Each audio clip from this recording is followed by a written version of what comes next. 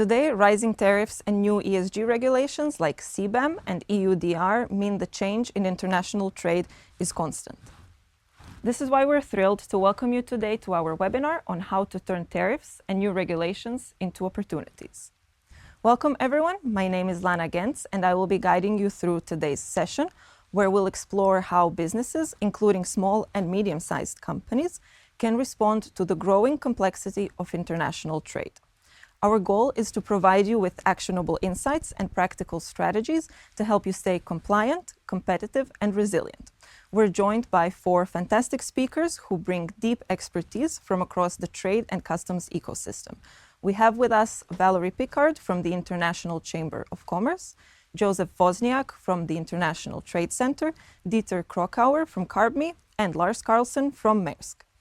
Each of our 4 speakers will first share their individual perspectives in short keynote segments, and after that we'll bring everyone together for a panel discussion where we'll dive deeper into the challenges and opportunities ahead. We'll also address some of the questions that we've received from the audience, so thank you to everyone who submitted those in advance. So let's welcome our first speaker, Valerie. Welcome, Valerie. Valerie, you are the head of trade at the International Chamber of Commerce, and today you are going to tell us a little bit about how the trade is evolving and some strategies for companies to adapt and simplify that trade. Thank you very much, Lana. It's a pleasure to be here, and I also want to really say thank you to you and to Lars and to Maersk for the opportunity to be part of this discussion. And the question that you're asking really gets to the heart of where we are today. I don't need to tell anyone here or in the audience that over the last few years, global trade has been marked by extraordinary turbulence. From rising geopolitical tensions, there's new tariff regimes, and of course, to evolving regulatory requirements. And 2025 has certainly taken this complexity to an entirely new level. And in this environment, the number one thing businesses are looking for are predictability and certainty. It's a return to the basic principles that makes the trading system work for operators across the world: non-discrimination, transparency, predictability. And for us at ICC, as the voice of over 45 million companies in more than 170 countries, we've had a front row seat as to how, and we have a front row seat as to how these shifts are affecting the private sector and both large and small businesses of all sizes across the entire network. So just to start to answer the question, let me start with the policy side of this. And while tariffs have certainly dominated headlines this year, and for good reason, we need to also remember that the regulatory barriers at the border remain just as challenging and for businesses to navigate, and in fact are becoming even more so, tied in part to the tariffs. Because when you apply pressure at one point on the border, that pressure creates reactions elsewhere in the system. So these aren't independent forces, they're part of the same interconnected trade environment.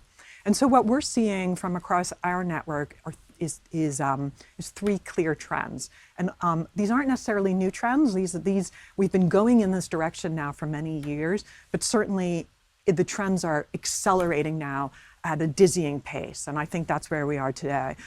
First is the issue around fragmentation of measures. So countries are taking diverging approaches to border regulation, and whether that's going from data localization and storage requirements to carbon-related measures, traders are navigating a patchwork of requirements that often conflict or overlap. And that's increasing complexity, and it's also, of course, along with the complexity, increasing cost. And that, I think it's important at this point to remember the cost to business of complying with non-tariff barriers. It's estimated that it's double that of complying with traditional tariffs. So there is a significant cost to business.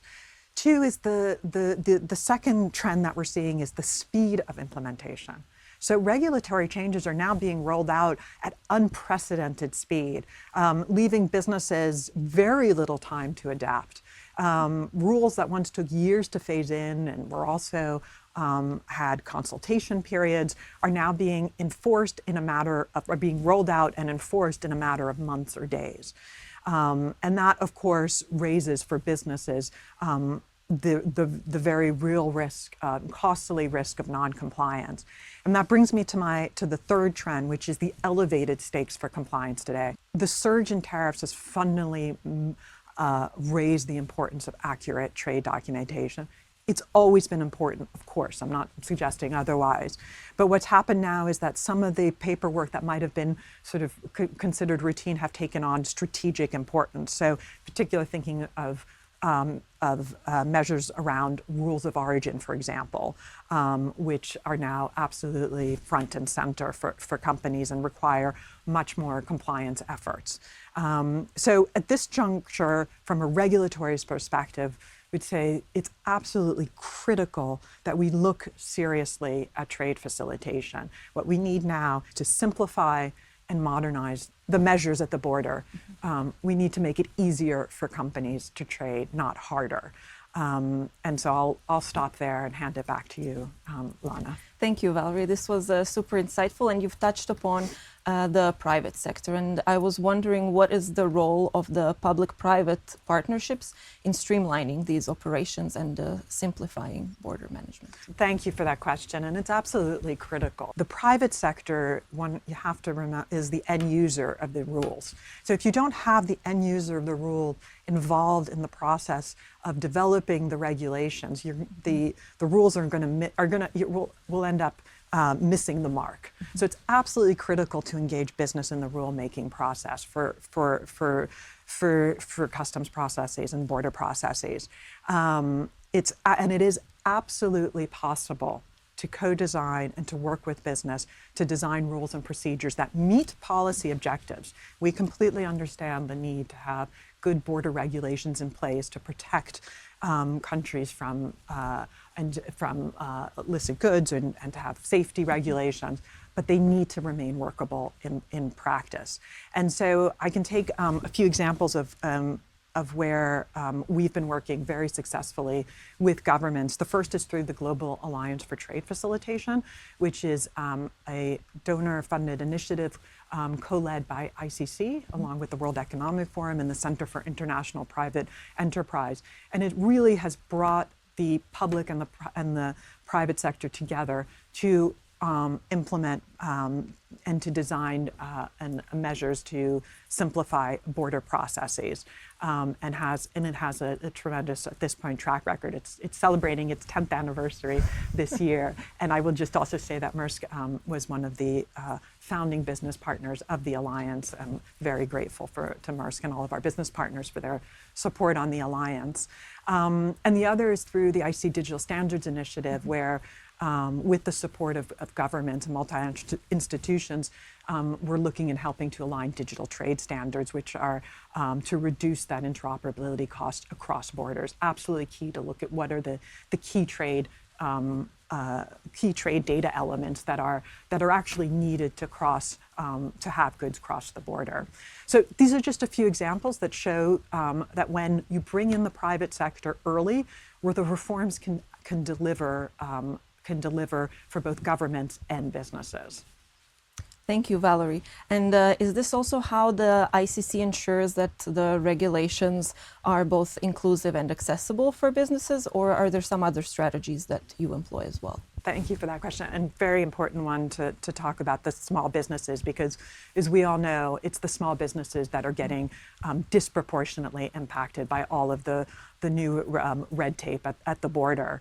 And we know that MSMEs represent over 90% of businesses globally, and then we know that they lack the resources to navigate complex compliance frameworks. So, at ICC, we're tackling it through three ways. First of all, what we're doing is through, of course, our advocacy. So we ensure that the voice of small businesses are are brought into all the advocacy work and that their perspectives are heard, so that whether it's in our discussions with the World Trade Organization or at the World Customs Organization, where we are a partner to the WCO, we want to make sure that rules are designed with scalability in mind. Of course, through capacity building, and all of the practical tools that ICC puts out. So those are there's a wealth of information that's out there that we're working on to help the smaller players access global value chains. And finally, of course, I referred to this earlier, is the harmonized standards. So really promoting risk-based approaches that reduce administrative burdens without compromising the legitimate policy goals. So I could go on and on about everything that we're doing. All I can say is that we're absolutely working and doing our utmost to help businesses navigate this very challenging environment. Thank you, Valerie. So after speaking to Valerie, we are going to Geneva, where we have Joseph Wozniak from the International Trade Center joining us. Welcome, Joe. Thanks, Lana. Happy to be here. And I want to also thank Maersk for the invitation to the event. And sorry that I can't be with you in person today in Copenhagen. But I do want to echo what Valerie just said in the prior segment about the international trading system undergoing this profound change. And we see that as well at ITC in our work with SMEs, with small and medium-sized enterprises. We're seeing, globally, as Valerie mentioned, kind of a shifting, if you will, of the trading order from one of, let's say, previous maybe neoliberal type efficiencies to now more of a value-based trading system where trade is being used to drive or solve more domestic or national policy objectives, whatever those might be. And this is really new and it's unprecedented. And SMEs are finding themselves in the crosshairs of this new trading reality. And the barriers, these are regulatory and non-regulatory barriers, these are really central to this new trading system in ways that have not been seen before. So in my remarks today, I'm really going to try to explore how this new trading system is affecting SMEs in real life and how international organizations like the International Trade Center are helping SMEs to overcome these hurdles, to adapt to these very, very unprecedented changes, and also what strategies SMEs can use in their business, in their daily operations to stay competitive. Thank you, Joe. So if you could tell us then a little bit more how you, in your role as the head of trade for sustainable development, see medium to small and medium enterprises navigating these complexities today. Sure. Thanks for the question. So maybe just before I go into that specific, I'll do a little bit of an overview of what we're seeing in terms of these regulatory and non-regulatory trade barriers that I mentioned. And these are really significantly affecting SME competitiveness. And so regulatory barriers, these are the formal rules like tariffs, which Valerie mentioned, customs paperwork. But increasingly what we're seeing is these environmental and social regulations that are coming. And SMEs often feel these more sharply because they lack the legal teams or the technical resources and working capital to deal with them. Big companies have these types of, let's say, opportunities or these types of staffs or these types of, let's say, financial access to capital markets where SMEs don't. And so today what I want to do is just focus most of my remarks on the non-tariff regulatory measures, as that's also the area of specialization where I'm working at ITC. So, I mean, the three ones that we see, and I think these are quite common, and Valerie also alluded to one or two of them, is CBAM. This is the EU's way of putting a price on carbon emissions from imported goods. For SMEs exporting, for example, semi-finished steel products or fertilizers, this means understanding how to calculate their carbon footprint, which methodology to use, and all the extra reporting costs that come with this. And so SMEs aren't really prepared for this.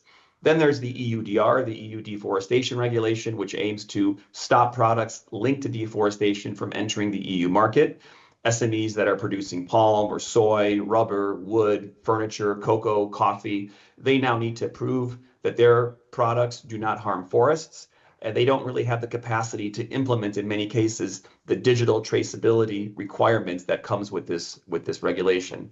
And then last but not least, which is not a specific market access regulation, but still it is a trade-related measure, is the Corporate Sustainability Due Diligence Directive, or CS3D. And this is changing the game for the corporate sustainability due diligence landscape, where SMEs, while not directly implicated and no direct legal obligation, if you will, they have to still prove they are implementing certain human rights and environmental practices to their let's say their buyer in the European Union. So these are very, very significant, I would say, impacting regulations.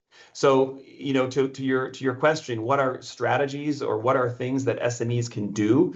I think very, very clearly, they need to be proactive. That's number one. SMEs should be proactive in terms of their compliance or regulatory planning. And this is really about looking forward, understanding, that compliance and sustainability is a strategic function. It's not just an operational cost.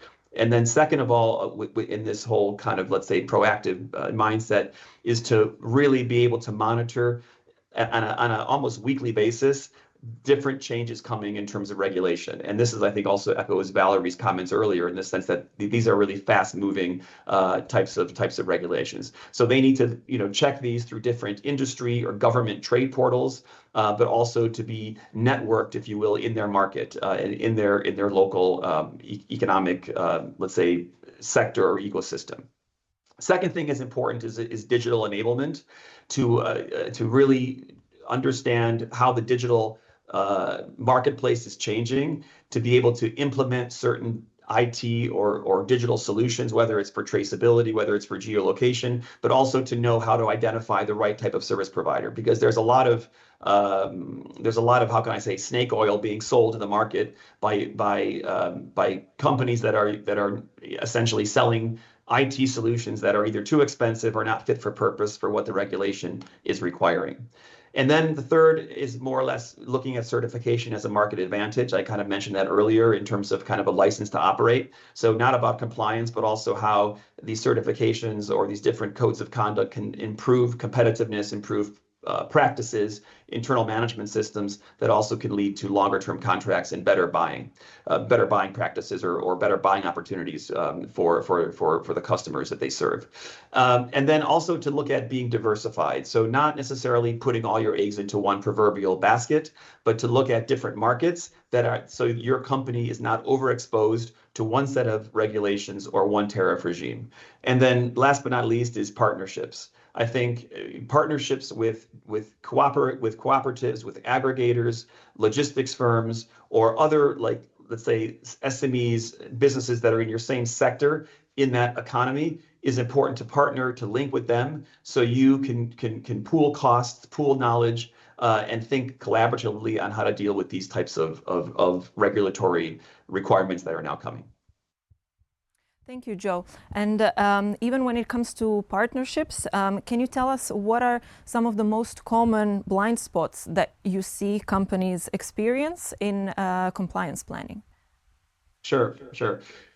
Well, I would say in terms of blind spots, one of the biggest ones is underestimating hidden costs, right? So SMEs overlook often kind of indirect compliance costs, such as translation, certification renewals, or changes in terms of packaging requirements and things like that. So there are a lot of costs, or how can I say, the need, if you're going to be certified to a certain standard or comply to a certain regulation, the need to purchase new equipment, and how are you going to finance that? So those types of things are quite important. Second is, again, kind of moving from a reactive to more of a proactive mindset. So sometimes compliance is viewed as an afterthought, or it's dealt with only when a shipment is blocked or a fine is likely to be imposed. That's not a good time to deal with that. You need to think about it beforehand. So really have let's say, proactive mindset in this. Also, it's important in this whole regulatory context to make sure that you are able to implement appropriate documentation systems. So, digital record keeping, documentation in terms of your operations, your processes, environmental and social at the actual locus of business. And you can share those documentation. You can share those records with your brand, with your buyer, with your importer, but also you're able to then share that with potentially a financier, a bank that could be offering you access to finance or credit, trade finance, or longer term project finance to deal with some of these requirements. Then also, we do have this kind of, let's say, mandatory regulatory environment now, whether it's with DR or the CS3D or whether it's CBAM, but don't ignore the soft regulations, right? So these voluntary standards, these are also they can be potentially used in the case of due diligence and also in deforestation. These softer standards, or these voluntary standards, I should say, or ESG reporting, they can be used in some ways to deal with some of the mandatory requirements. So there could be an interplay between them, and it's also important to know that. And then again, finally is, I think sometimes SMEs overlook engagement with, as I mentioned in my previous comments, they overlook engagement with firms in their ecosystem or firms in their sector because they think maybe they're going to lose their competitive advantage, or they're going to give up trade secrets or competitive secrets, et cetera. But not necessarily. I think in some cases, working together is more powerful. And so, it's also good to engage with local trade promotion organizations, chambers of commerce, and other development partners that are on the ground in the countries that also can have some ability to provide support to these SMEs as they navigate this new landscape. Thank you for that, Joe. And could you tell us a little bit more about the International Trade Center and the work you do there? Sure. Thanks for that question, Lana. So at ITC, our goal is really to help SMEs trade more sustainably, smarter, and more efficiently. And we do this through a variety of ways. First and foremost is through capacity building and training, where we provide technical assistance to help SMEs understand regulatory compliance, certification processes, and market access requirements. And this work is enabled by what we call our market intelligence tools, or global public goods, like TradeMap, Market Access Map, the Global Trade Help Desk, and others that are freely available and help SMEs understand all these issues related to tariffs, trade rules, and non-tariff measures. Also, another tool is called Standards Map, which gets to what I referred to earlier about these voluntary measures. Standards Map helps SMEs understand all these voluntary certification and industry codes and how they can unpack them and understand comparability between them as well. On issues like deforestation, we've just released earlier this year the Deforestation Free Trade Gateway, which equips producers, cooperatives, exporters, and also these business-to-business support organizations with a shared and harmonized digital platform to collect, manage, and share data seamlessly related to the key commodities that are under the EUDR regulations. And then on the digital front, we have programs like Ecom Connect, which guide SMEs into the e-commerce and digital markets area, which covers things like online payments and logistics. And last but not least, I should mention that we also do work with policymakers to advocate for the simplification of trade procedures, the harmonization of standards, and trying to make trade more inclusive through frameworks and domestic policy that also, to Valerie's point earlier, really put SMEs at the heart of the consideration here. So I'll leave it at that for now. Thank you. Thank you, Joe, and we'll see you again in a moment for our panel discussion. And now we're back at the studio where we have Dieter Krokauer, the Senior Vice President of Carbon Transformation from CarbMe. Welcome, Dieter. So you're here today to tell us about how companies are responding to the new ESG regulations and how they can better prepare for the same. Thanks, Lana. Thanks for the invitation, and also thanks, Merckx, for giving me the opportunity to tell something about what CarbMe is doing. We heard already a lot about regulations from my colleagues Valerie and Lana before, and then also from Joe, quite interesting. I would like to give you briefly an update what we are doing. We will also have later the chance in our panel discussions to go more in detail, but just that you know what CarbMe is doing. CarbMe, an organization founded 5 years ago in Berlin based on the idea to have a software solution for the entire carbon management space. So our founders 5 years ago already had the idea that or not the idea, maybe let's say the need to have something developed, because the complexity of sustainability is really crazy, and we see the challenges out there in the market.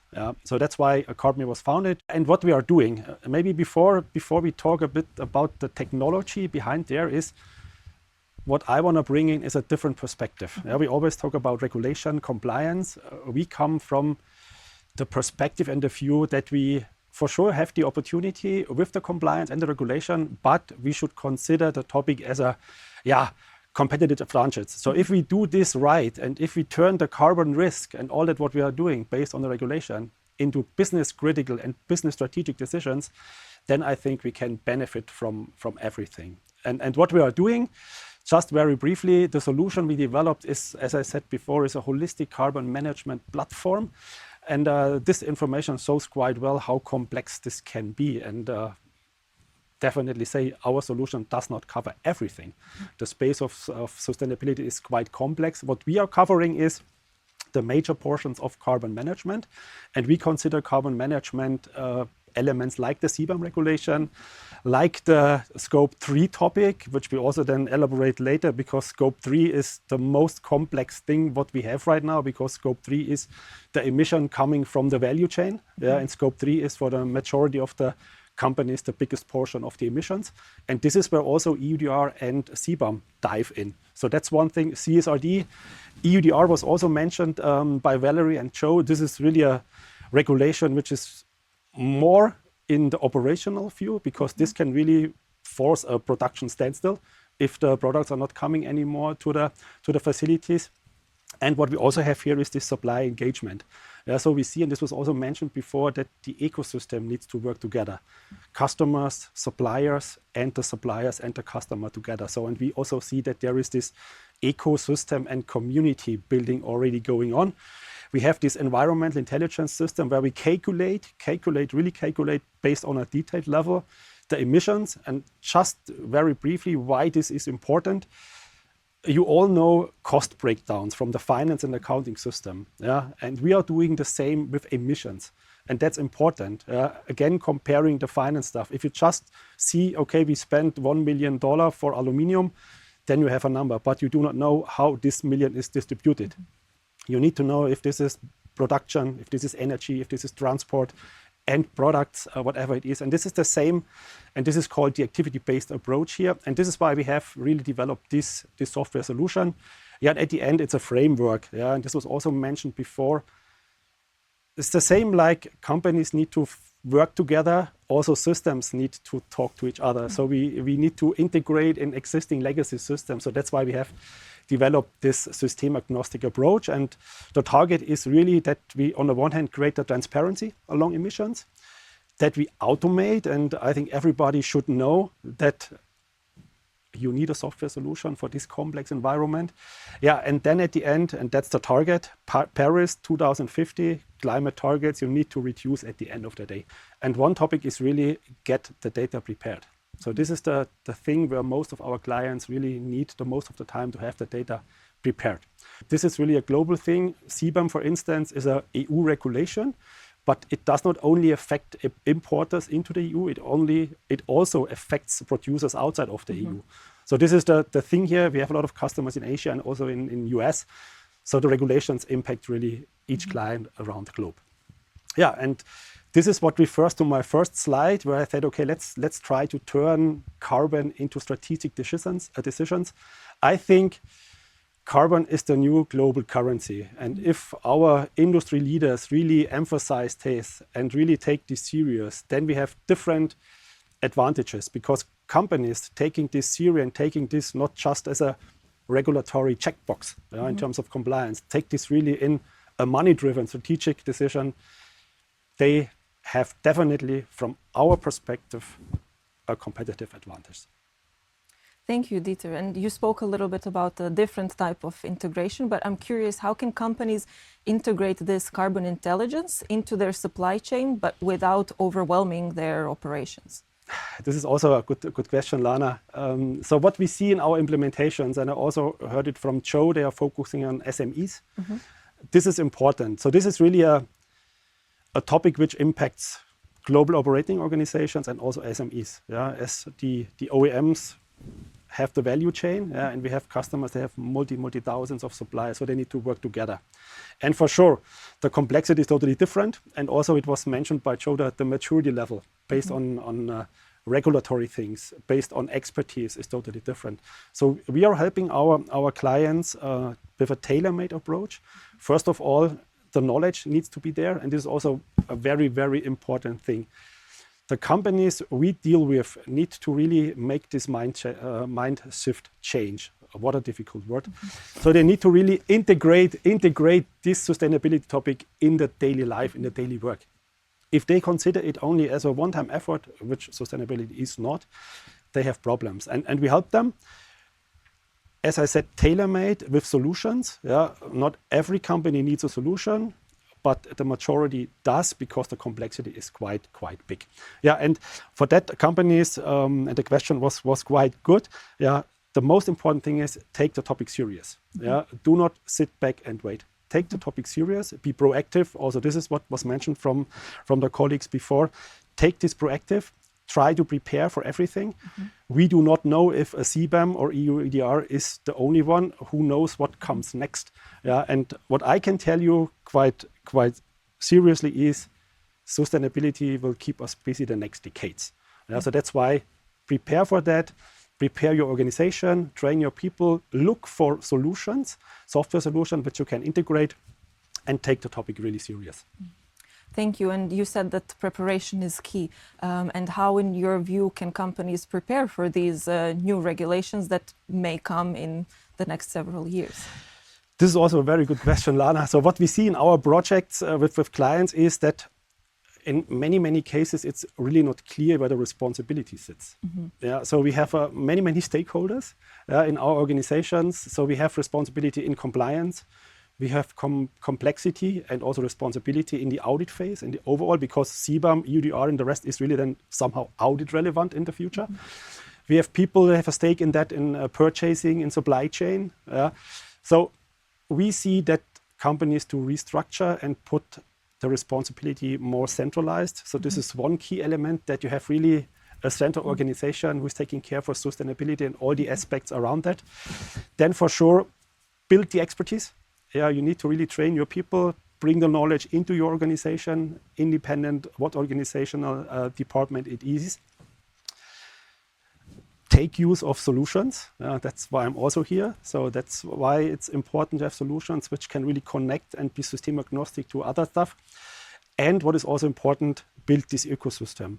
Talk to your suppliers, talk to your value chain, help them. And the big companies, they have the mandate to help the ecosystem because they're really close together. So this is also a change to the past, where we see that big companies really go down the value chain and push. This is also a change, and the big ones cannot survive without the tier 1s and tier 2 and tier 3s. The regulation is pushing that. So that's why, in short, the companies should not underestimate the effort. They really should consider ESG not as a tick box. They need to really understand what is the impact, what is the financial impact. They need to have the transparency along the value chain, and they need to have the expertise in the organization. And then I think they are quite well prepared for this journey. Thank you, Dieter, for sharing the insights. Thank you very much. And as our fourth speaker, we are welcoming Lars Carlson, our Global Head of Trade and Customs Consulting at Maersk. Welcome, Lars. You are here today to tell us about how Maersk and the broader industry are helping companies navigate the uncertainties and the future of trade. Thank you very much, Lana. And I also want to take the opportunity to thank our colleagues who are here for this very timely and very important discussion with our customers around the current situation we have right now.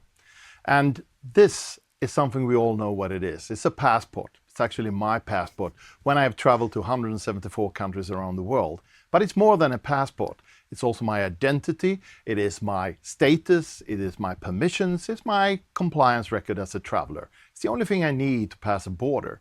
And of course, that means that if there is a digital border, I only put it into a reader, I go through, I have no delays and no problem and no queues. Why can't we have that for goods? Of course we can. And it's certainly needed, because we have heard from the colleagues also on this webinar that we are in a situation where we have unprecedented uncertainty. And uncertainty is certainly the enemy of trade. We know trade is good, driving growth, driving prosperity. So how can we handle this new situation we've seen over the years with uncertainty in various ways? Well, of course, this year, our customers, international trade, is extremely busy with what have added on to all the other uncertainties we've seen the last years, including, of course, the tariffs going up after decades of decline. It's certainly what keeps our customers awake at night, and the 2,700 colleagues of mine in Maersk Customs Services busy all the time. So what can actually traders do in relation to not only tariffs, but also the ESG, environment, social protection, and governance rules that we now see, regulations that is coming in that is totally different, as my colleagues already talked about. All of it could become trade barriers, and we've seen a lot of trade barriers during the last 4 or 5 years. But it could also be something different. We just need to find an application on how to handle this, because these new regulations are different, as been said by my colleagues as well. These are supply chain regulations, where the regulator wants you to look at your supply chain in a totally new way, multi-tier, knowing your product, knowing your partnerships. And that is really what we have found as well. So first of all, there are 3 things we really need to think about. One is data. Data is the new currency, the new gold in the bank. You need to treat it like gold in the bank. So you need to own your own customs and trade data, and then find partners that can manage it for you. Secondly, we need agility, because this is not going away. This is the new normal. There will be more changes the next 5 years than we've seen in the last 50. And thirdly, you need new partnerships. So you need to look at the different stakeholders, the different partners, the different suppliers you have in your supply chain to actually evaluate if you have the right ecosystem to manage this in an agile way. Because data brings agility through bringing time. And with time, we can act. And what we have done as an example in Maersk, together with our clients and customers, is co-designing a new platform to actually be able to have solutions for this. And that is called Trade and Tariff Studio, TTS. And what the TTS does is really looking with AI-powered solutions to master data from the clients, data we already have in the supply chain, and we do tariff management and optimization on that, linking our AI HS classification system to it to be able and make sure that our customers are doing tariffs correctly with all the tariffs books around the world.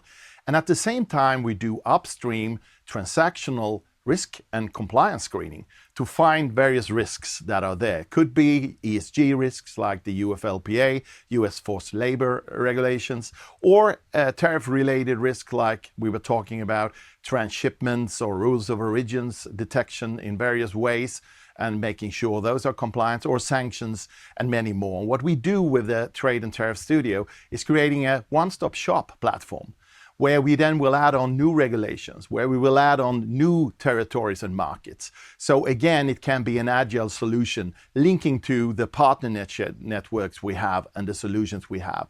So we are connecting this also with our other ESG solutions, like the solution that Dieter was talking about from CarbMe that we work with together to actually have a CBAM full-scale solution, but also for EUDR, the deforestation and other regulations coming along. And we are monitoring 10 different regulations right now. And what are we going to do in next steps? We are already doing tests with governments to use that data that we now have compiled for various reasons and actually create a trust badge, a passport. And with that, we make it available for customs and border agencies. We're doing this operationally to create fast tracks through borders if you are compliant, because trade compliance is becoming the new license to play. And with this, of course, this is a solution that can be there, which means that you as a customer can actually transform challenges into opportunities, actually being ahead of the curve. And this is what you need to be looking at, and that is what we are doing and many others are doing right now. So again, look for the best possible solutions that are multi-market and multi-regulation. By that, we can actually find solutions of saving money instead of paying more money, of being more compliant, which means we sleep better at night. Thank you, Lars. And you spoke a little bit about agility and the importance of building on data. And now I'm curious, how can companies build resilience into their supply chain so that they are better equipped to deal with disruptions related to trade in the future? This is very much something that is worrying our clients, of course. And the first thing I want to say is just not wait and see, because wait and see is not a strategy. So it's all about data, as I mentioned before. It's about having access and ownership of your own customs and trade data. If you're a multinational or you're an SME, doesn't matter. You need to be able to know your product well enough in a different perspective than before. And the second thing, as I mentioned before as well, I think is super interesting and important, is to look at your partner network to create a new ecosystem for what is needed. Maybe it's fewer partners, fewer service providers, but really knowing that they are providing the services that you need. And moving away a little bit from the segmentation of the supply chain, taking responsibility for a bigger part of it. Then you also, as an SME, as an example, make you available for integrated value chains. And you can grow your business instead of seeing this as a problem or challenge. And I know that you're very passionate about customs consulting. So how do you see the role of customs consulting and customs consultants in future-proofing operations? No, of course, great question there, because finally customs is where it should be, in the middle and center of the earth and world news. And it's also more important than ever, right? Because customs has become a strategic question. And of course, our advisory services is developing constantly. Today, we do data-driven consultancy and advisory services as we see it, right? Which means that we use the data we have together with clients to make the best possible advice, not anymore in certain areas only, but end to end. So really from origin to destination, taking into account what you do in the beginning of the process, whoever you're working with, is also going to be used at the end of the process. So we get the best possible seamless journey for the goods, because at the end of the day, that is the important thing, that you be able to be a company that can sell your goods that arrives to the end consumer in the best possible way. And that is what we can help with, and that is how consulting now is developing, and we are leading on that. So I'm really happy to be a part of that process. Thank you, Lars. So now that we've heard from all four speakers, it's time for our panel discussion. We have 3 participants joining us here in the studio and Joseph joining us from Geneva virtually. I would like to open this discussion with one question for all of our participants. And I would like to know, what is it that gives you the biggest challenges and the most things to think about in your daily work? Lars, maybe we can start with you. Yeah, no, I always sleep well, but the first thing I think about in the morning when I go up is a challenge that this uncertainty is certainly creating a lot of trouble for our customers and for international trade. People are in a mode of wait and see. They're waiting to see if something happens, changes, and so forth. And of course, as we know, wait and see is not a tactics or strategy. It's actually the worst thing you can do. So if there ever was a moment to be really agile and proactive, this is the moment. Do something, talk to people, find a solution, go ahead and trial and error together with your partners. That's a much better idea than just wait and see. Thank you. And Joe, what is it for you? Yeah, I mean, I would agree with all those comments. I would say, is from my perspective, it's the level of duplication and the complexity of all the different norms, labels, the overlaps between the voluntary standards and these regulations. So there's a tendency to kind of reinvent the wheel, and that causes a lot of complexity and cost for our core beneficiaries at ITC, which are small and medium-sized enterprises. So I would like to see more effort at harmonization of codes of conduct, of standards, more interplay between the regulations that are being developed with industry or private initiatives that have been in the market for maybe 10, 15, 20 years that will always, I would say, have the benefit of providing more clarity to the SMEs that we work with. Otherwise, we risk more fragmentation, more complexity, duplication of efforts, duplication of costs, and different solutions based on the jurisdiction to where you're selling your product, which I think is not really good for global trade in general.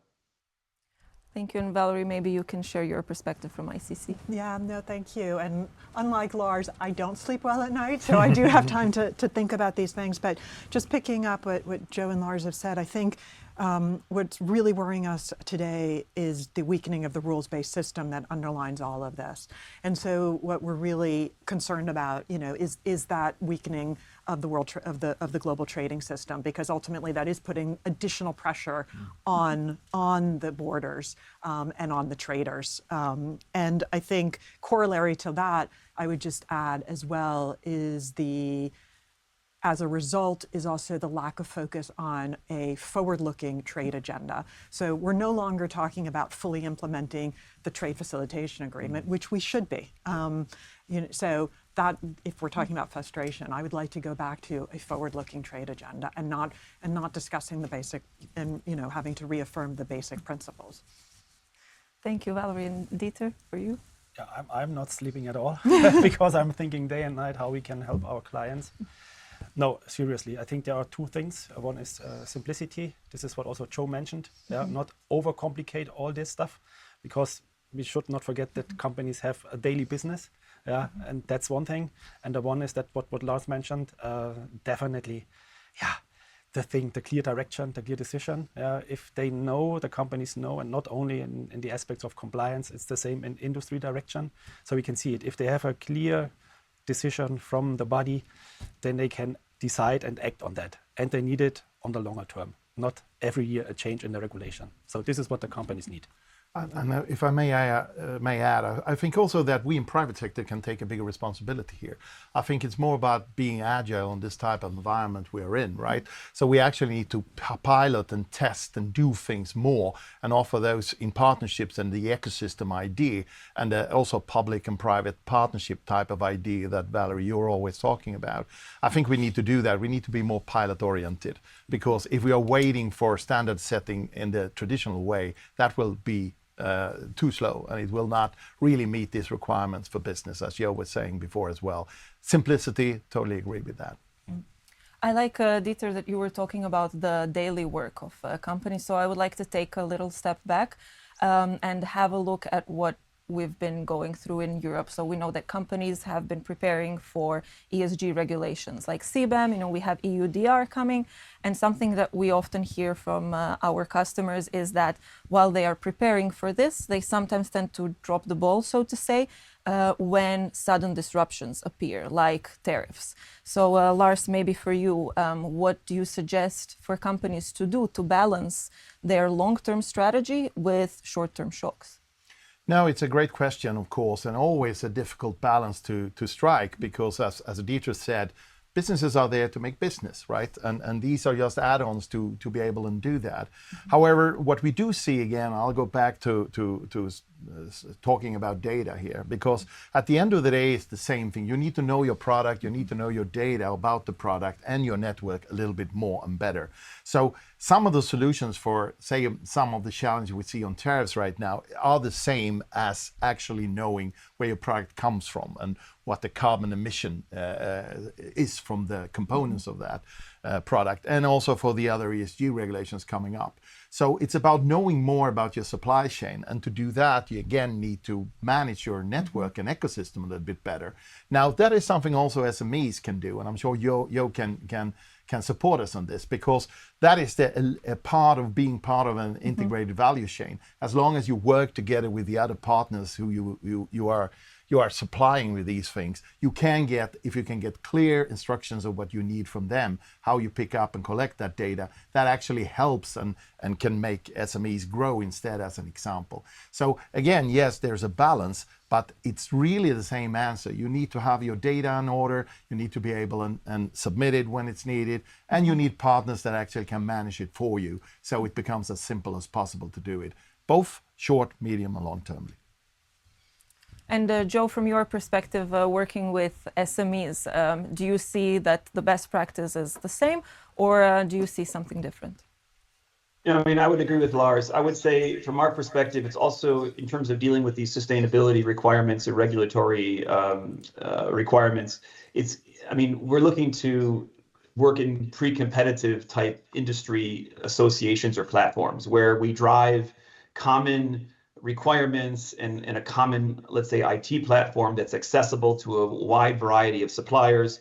that can actually be leveraged by a wider industry group or buying group, in say Europe or other importing markets. And and this, I think, it offers economies of scale. It offers predictability. It offers common data sets that are consumed by different brands. And I'll give you one specific example, I think, of a very successful project that we've been implementing with industry and supported by the European Commission for several years in the textile and apparel sector globally, where ITC, we offer a neutral IT platform for tier 1 and tier 2 suppliers in the textile and apparel sector to do self-assessments against social and labor criteria.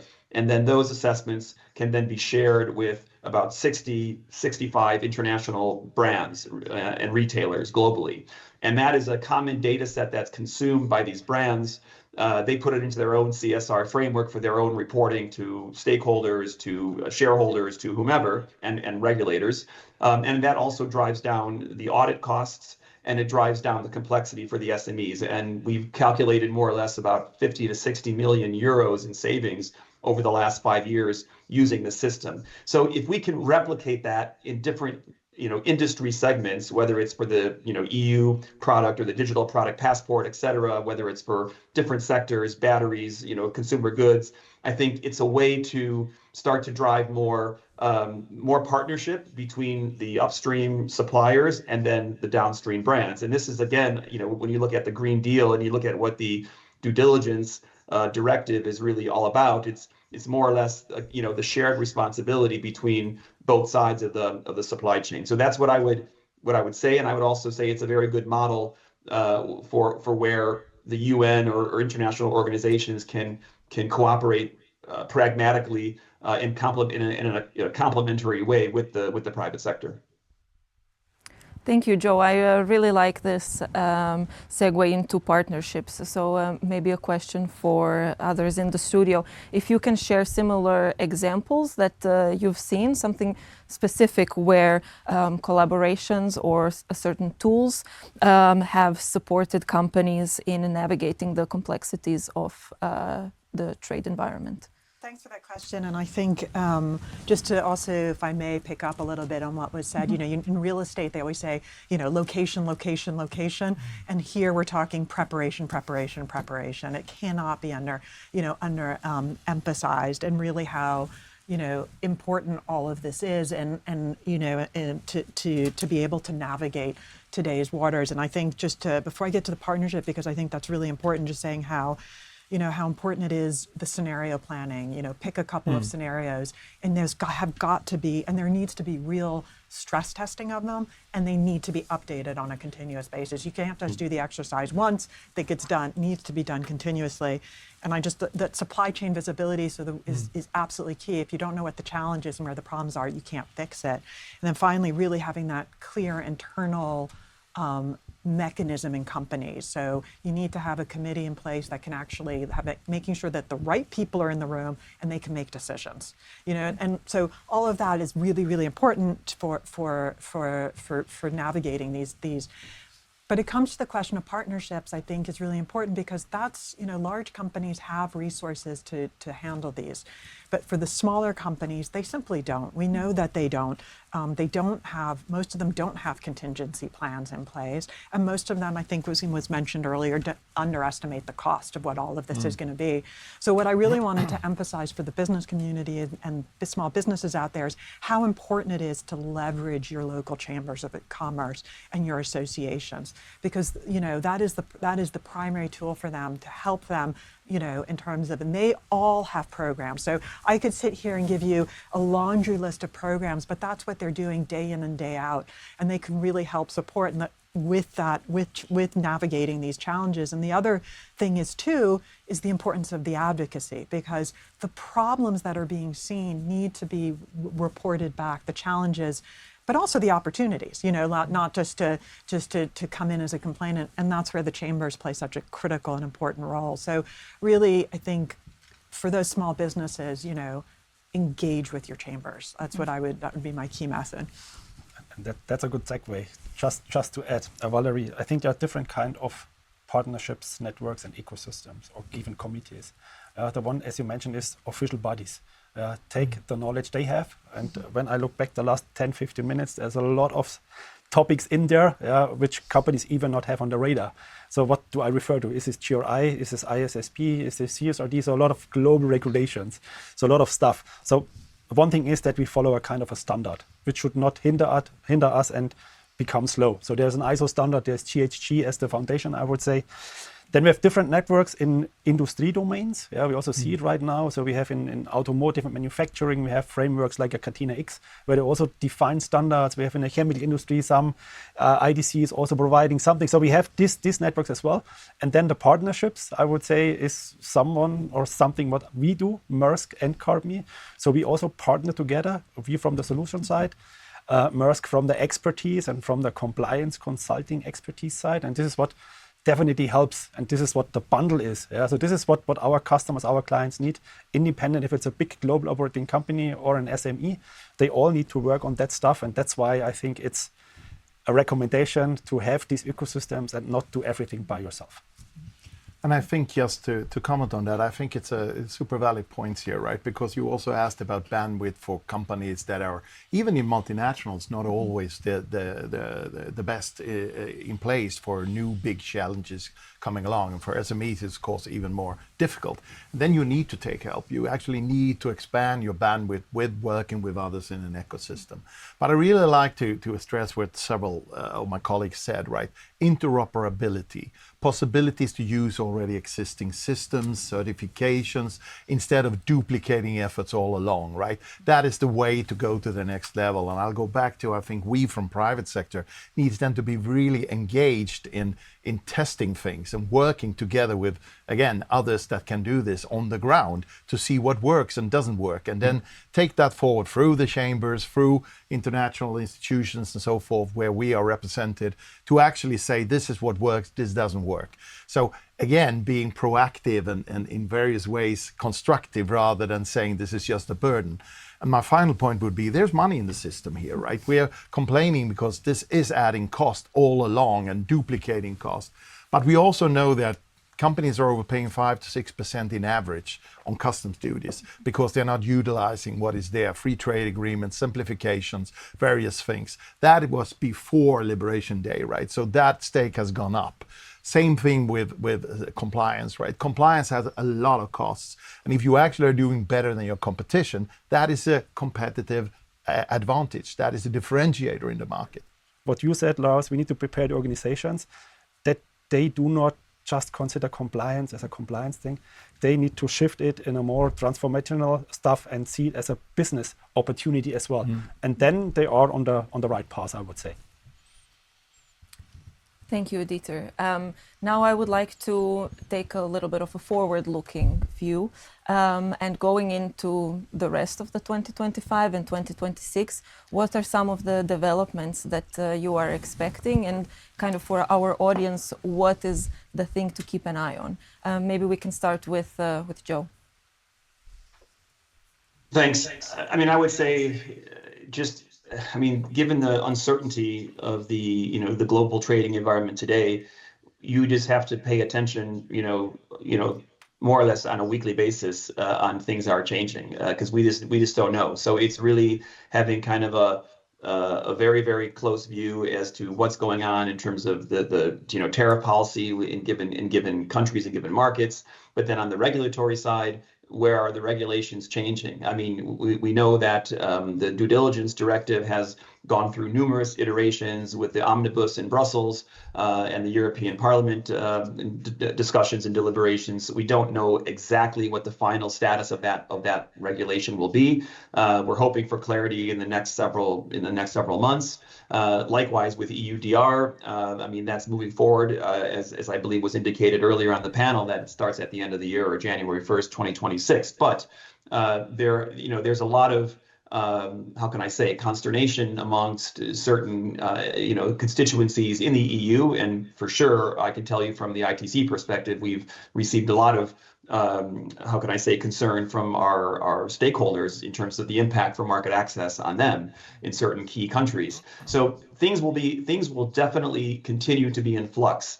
And this is something which, again, requires a level of agility that probably, again, it's kind of like it's like muscle memory. If you're not really using it, it starts to get a bit weak. And so again, we need to kind of be in this constantly agile mode to be able to pivot and understand the changes. And so from my perspective, at ITC as well, I mean, we're working with the SMEs, but also it's very clear and important for us to also engage with policymakers in countries where we're working, so they can stay ahead of the curve, as it were, or be able to also understand how certain regulatory and market changes affect SMEs in their economies.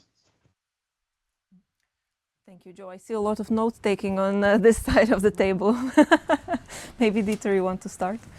Yeah, so was mentioned by Joe. A concrete example is CBAM and EUDR. So CBAM is effective since last year. We all know there was a kind of slight adjustment with Omnibus, but CBAM will come back with most probably extended scope. So you need to prepare for that. EUDR is already there and much more strict like CBAM before. So if you don't really consider EUDR very, very serious, it's business critical. So the terminology, sit back and wait, and this will not consider us for years, that's the wrong. You really need to take this serious now. And Valerie, for you? I think looking ahead, I think there's a really important date coming up on the trade calendar, and that's the 14th Ministerial Conference of the World Trade Organization. And that's, in the current environment, we really need from the private sector to be pushing for a really positive outcome coming out of that ministerial. It's mission critical at where we are today. And really what we're asking for is for the ministers to take and to launch a reform round, to really start looking at the reforms that are necessary to make the system work, so that we can go back then to, one, we can modernize the trading system where it needs to be modernized, but then also and then to go back to having that forward-looking agenda that I was referred to before. There's a tremendous need to modernize the rule book. And on the customs side, it's, as I mentioned at the start, this isn't an independent exercise. The tensions flow down to the border, and they're there today. So what I would say then is again, speaking to, and I think it was referred to the local advocacy by Joe, it's absolutely critical, is, make sure that your government, what measures is your government taking? Are they putting in place trade barriers, or are they liberalizing trade? And absolutely should be working with your local associations to have constructive advocacy, to work with the governments to help achieve the policy objectives that don't inhibit trade. And because ultimately, let's not forget that trade underpins economic growth for trillions of dollars of economic growth across the world. Yeah. Let's look. I totally agree with my colleagues, right? The most important message here, this is not going away, right? This is here to stay. This is the new normal. Tariffs are going up. There might be stabilization between some markets and agreements going to be paid, but it's going to be more. So something you need to add on to your agenda to deal with. ESG, as Dieter is saying, comes, right? It's not only as it is today and we know for 25 and the EUDR coming in 1st of Jan 2026. EUDR will expand. CBAM will expand to new products for European Union. We, as I said before, are looking at 10 more ESG regulations in Canada, in Australia, in United Kingdom, in United States. It's coming because it's a new way of looking at regulations in relation to international trade. So we got to be prepared. We got to get prepared. And I totally agree with you, Valerie. I think we also have a joint responsibility to tell, right? We know for a fact from the pandemics that more than 20% of the delays at borders were not connected with actually resilience issues created by the pandemic. It was bad customs planning. It was there before, it's there after. We can do something about that. That is money we can release for better things that can compensate some of the more protectionistic tendencies we've seen right now, because trade facilitation is what will drive the growth of not only international trade, but basically our economies. So again, there are things we can do, not wait and see, again, just being proactive, working together, building that ecosystem, looking at solutions that are there and trial and error, test. together and find ways of doing that is the way forward. And again, I'll use the story of the two guys and the lion in the jungle I sometimes talk about, right? Two guys meet a lion. One guy starts running, the other one sits down and put on his sneakers. And the first guy say, you can't outrun a lion, but he says, I can outrun you. And sometimes that is enough, right? So if you want to be proactive and prepared, you really need to be taking decisions and being there together, working with others and trialing these, solutions that are there. And maybe you should have done it before. Might have been even better, but let's then do it now together. Thank you, Lars. And before we move to closing remarks, I have one last question, and it's a question that we've received quite often from the audience. So everyone is looking for some practical tips or practical information. So in your own words, what is the one actionable and practical thing or advice that you can offer to our audience to help them navigate trade uncertainties better? I see Dieter is smiling, so... No, the question is not easy to answer because the topic is not simple. We had a discussion this morning. The topic of sustainability is quite, it depends, somehow organized in organizations. We have multiple responsibilities in the companies. So I think the first thing is that we have one person responsibility for the topic, or at least for the wider scope, and then for sure take the advantage that there is solution and expertise out there if you don't have it in-house. So this is what and why we are here and offer our solutions and our expertise there. And again, practical is what you said, try things out. So that's also something, don't wait and see. One is clear, free allowance is off by 2034, and then it will cost money. And I also like the phrase, Lars, it won't go away. That's true. So this will be something which is keeping us busy the next years and decades. So that's why try to get good expertise and knowledge. We have some here on the table, and start with that. So the good thing is you're not alone. You're not alone with your challenges, but you're also not alone with partners out there with the solutions. Valerie, what is your tip? Well, I would say, and if I can, I'm just going to add one thing which is really important that's coming up from a customs perspective for the ministerial, which is the renewal of the moratorium on customs duties on electronic transmission. So that is a really important decision that's going to be taken at the next ministerial, and we need to make sure that it's renewed. Allowing it at this point to lapse would just introduce more uncertainty, more tariffs, and more red tape at the border, and it's absolutely critical. With that said, what I would say for the businesses in terms of, obviously, I agree, it's hard to say one thing because the situation is complex. So I've already said that you should absolutely be working with your chambers of commerce. But if I had to add another one, I would say, do your due diligence, because there is a lot of misinformation out there when it comes to trade at the moment. So we were just talking earlier about you can't rely on AI because I think, Lars, what did you say? The error rate is just, is 95%. But also there's a lack of, right now, because of the stress and the need for knowledgeable professionals, there's a lack. Try to find in the United States today a lawyer who's available. They're all working 100% of the time. So really be careful who you're working with. Do your diligence on your providers to make sure that you're getting the right advice, because those are going to be very, very costly errors if you're not getting the right advice or you're relying on misinformation. Thank you. And Joe, what do you see as the one most important piece of advice?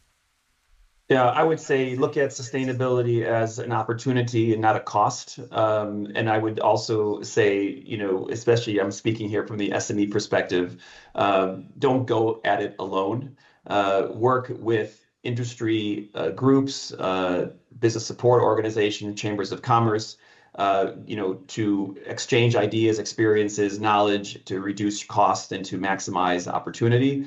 And at the same time, to have a voice to communicate also to your national governments the importance of a policy environment there that is conducive to sustainability. One example is, tariffs on environmental goods and services are quite high globally across the world.